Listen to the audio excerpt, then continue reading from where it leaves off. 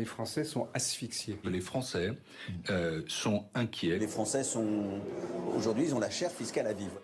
Voici la formule préférée des politiques, dire que les Français sont comme ci ou comme ça. Les Français sont extrêmement sensibles. Les Français, ils veulent du concret. Les Français n'en peuvent plus.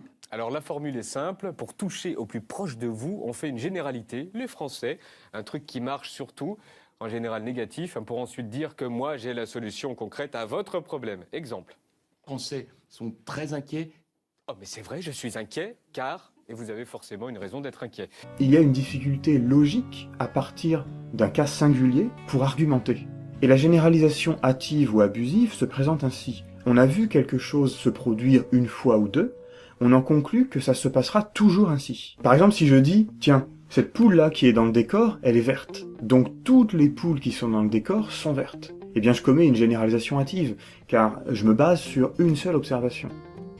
Mais le problème de l'anecdote ou de l'expérience personnelle, c'est qu'on cherche à travers elle à justifier une idée générale.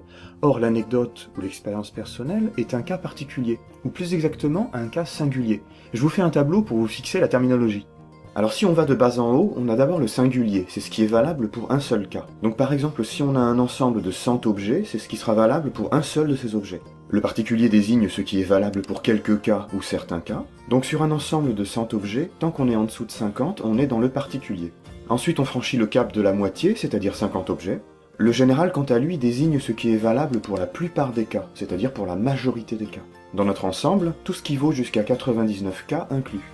Et tout en haut, on a l'universel, ce qui est valable pour tous les cas, pour la totalité des objets de l'ensemble.